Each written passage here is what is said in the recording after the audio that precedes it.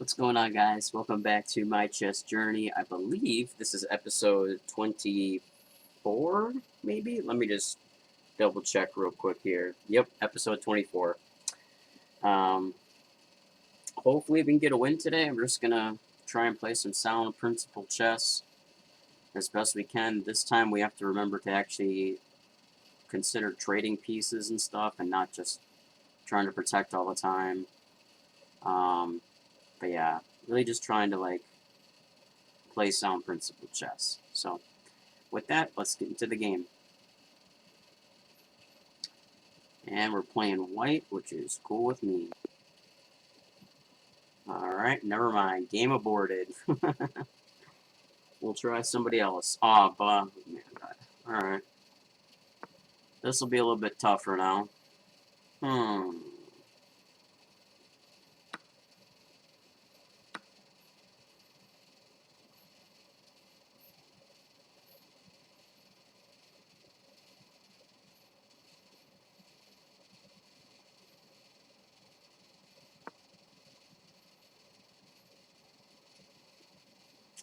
This is an interesting opening. I haven't seen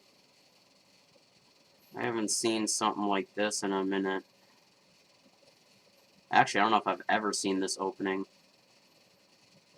if I'm being honest with you.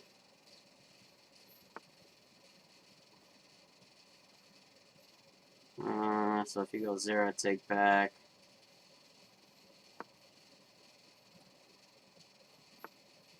Yeah.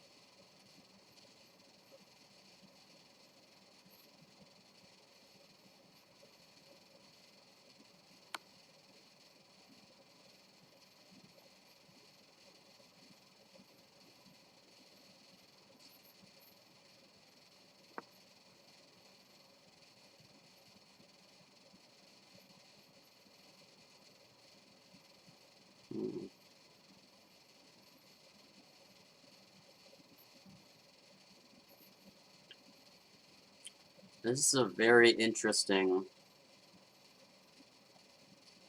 opening here. I don't know if I've ever played anything like this before.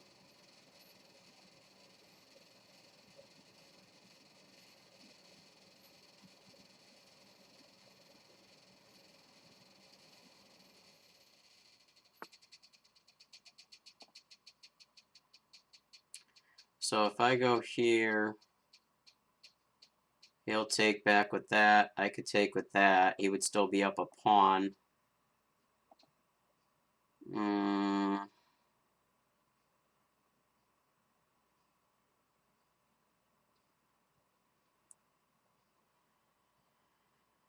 Oh, what's the play? What's the play?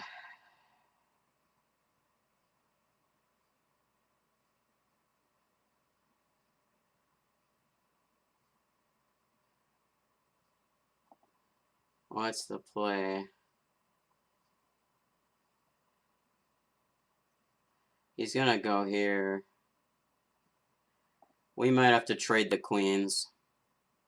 We might have to just trade the queens and figure it out from here. Alright, didn't see that happening. That's annoying.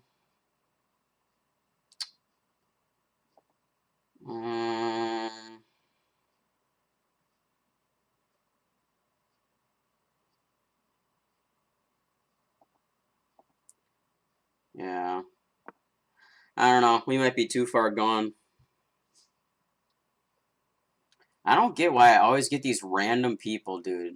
This guy doesn't even have a country, dude, when you pull up his account. What the f is this? Uh...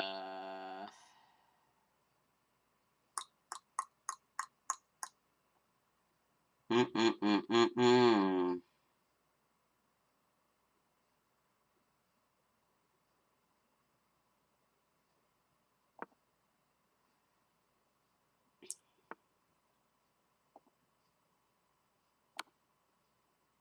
Ho-ho! We did it, baby! Oh! I didn't know if that was... I didn't actually calculate if that was checkmate or not. We did it! Man, dude, I needed that win. Holy cow. Let's go to this game review, baby. I didn't know. I didn't know, honestly. I was hoping that was going to be checkmate, but I wasn't 100% sure. And that opening was so weird, dude. I have never seen anybody set up for to play against the Scandinavian like that. That is so weird. Yeah, we didn't even play that good. We had a 60.2% accuracy. The opponent had a 48% accuracy. Zero brilliant moves by either of us. He had, or they had two great moves. We only had one. They had two best moves. We had four. They had two mistakes. We had one. We had one miss. They had none. We each had one blunder. We played like a 550. They played like a 100. Their opening accuracy was 73.7. Ours was 68.7, so they beat us in the opening. Their middle game was 6.9, and ours was 46.7. So, and there was no end game because we beat them long before the end game. But they were a +4 on material. They were playing really erratic. They were doing stuff I had like never seen before. So I don't know if there's much to even review here because normally you would never see this move off of white. I don't know what the heck this guy was doing, or gal. Like, they usually always take this piece, or if they don't take it, they at least bring the knight out to whatever this is, F3? I think so, yeah. Or, no, what is that, C3? Yeah, C3 from my perspective. And it's, like, always principled to take the piece back if they don't take it. So, and here I'm just trying to put some pressure on the queen, develop my pieces. Here I figured he was going to come on a diagonal and attack this pawn. Because I didn't, my initial thought was to bring the bishop out, but if I did that, he would have had a clear shot then to take out this pawn, to take out my rook. So I had to figure, I thought I had to build up my defenses. And then he was bringing this, so I knew he was going to attack here, but I could get one free kill with the king if he did that. And so now I'm built to put some pressure. He can't take back because of the knight. All I'm thinking about right here, honestly, was trying to get my queen into this E file. Because he left his king open there by doing that stuff with his queen. So this move here was, the reason why I did this move was twofold. One, I figured the queen would come here and I wanted to defend this piece also, but at the same time give my queen an opening, a chance on the next turn to get to this E file. I did forget that that was an option, but as soon as he did it, I was like, well, I can come here, dark square, that bishop can't touch me, so that's why I did that. Then the queen, I knew that was coming at some point, so this took me a minute to think. I'm pretty sure, maybe it won't, it took me 10 seconds to come up with this move, because I wasn't sure the best way to defend this, if I should bring my f6 knight to defend on d7, or bring the queen over and try to trade queens, or what. So, but that seems to work. He brought it back, and this is what I was trying to do. I wanted to get some pressure on him here, and like I said during the game, this was my thought process, was to go here with the bishop, check him. He would take with the queen, we would take back with the queen, he would take with the king, so we would trade the pieces off.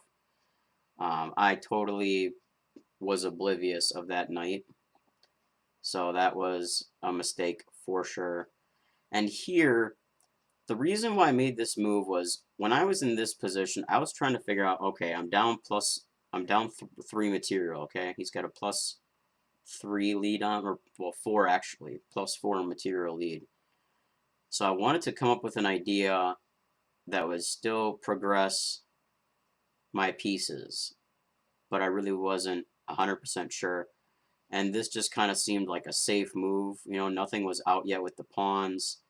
This knight can't touch it. I wanted to also kind of apply some pressure on his queen, but that wasn't really happening.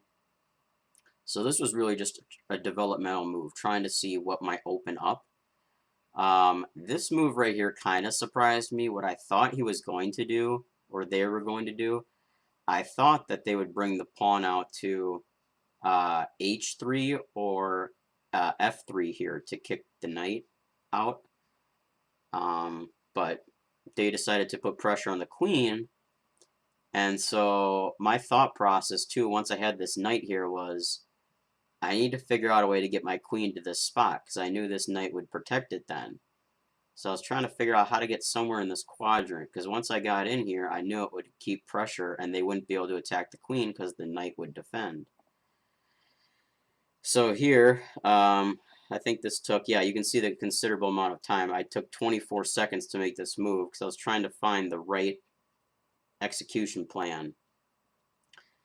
And yeah, there really isn't anything. The best thing he could have done to defend would have been to put his queen on e3 here, but then I would have just taken back with the knight.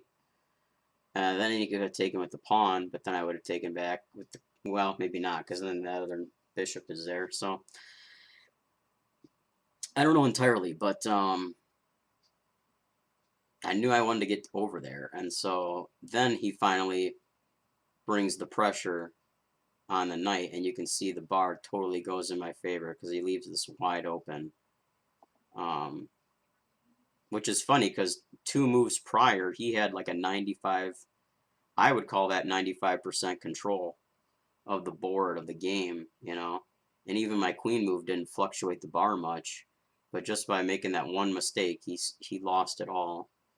And you know, thank God I saw that line. Seriously. I knew I needed to get the queen over here somewhere. Either this spot, this spot. I was trying to figure it out, and yeah, luckily it works, you know. So hope you guys enjoyed that. We finally get a win after dropping like 4 or 5 games, and we had 1 tie too. So now we're up to 664. Wasn't our best game, but we won on a little bit of a tactical finds and strategy, basically. So yeah, pretty cool if you ask me. But yeah, I'll get out of here. Hope you guys enjoyed it, and I'll see you in episode 25.